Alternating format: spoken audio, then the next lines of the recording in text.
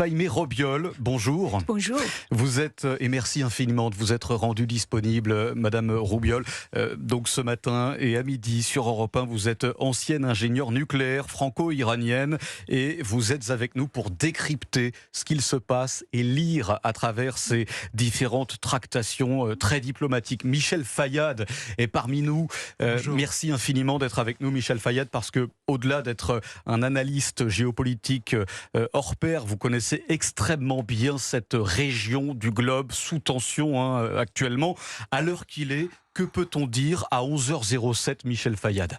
On peut dire que en fait, Israël et les États-Unis ont démarré une opération conjointe contre l'Iran, que depuis l'Iran a répliqué sur des bases américaines dans tout le Golfe, l'Arabie Saoudite, les Émirats Arabes Unis, le Koweït, le Qatar, le Bahreïn, même la Jordanie qui a été frappée.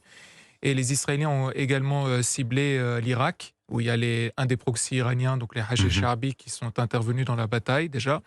Et il y a eu également des tirs qui ont été lancés par le Hezbollah en provenance donc du Liban vers Israël. Donc vous voyez que ça s'est généralisé.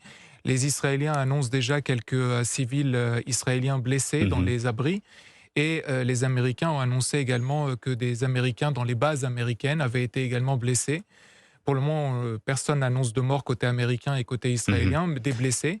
En revanche, les médias israéliens et d'opposition iranienne parlent de plusieurs milliers de gardiens de la révolution en Iran qui auraient été blessés ou tués. On ne sait pas la répartition.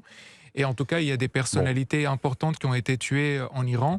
Il y a C'est très compliqué, Michel Fayad, d'obtenir la moindre information, parce que oui, mais en là, Iran, je vous dis ceux qui ont été annoncés officiellement par les Israéliens. Là, c'est officiel. Il y en a deux, c'est Rolam Mohseni Ejei, qui est le chef du pouvoir judiciaire iranien. Donc c'est lui qui rendait les sentences contre les Iraniens, notamment ceux qui manifestaient, en les accusant parfois non pas d'avoir manifesté contre le régime, mais d'avoir manifesté contre Allah, ce qui signifie en Iran la peine de mort immédiate. Et également Amir Hatami, qui est le ministre de la Défense. Donc ce sont deux personnalités qui ont été tuées officiellement, en tout cas par les médias israéliens, annoncées par le Tzahal et les médias israéliens. En revanche, il y a plein d'autres noms, mais c'est des rumeurs pour le moment.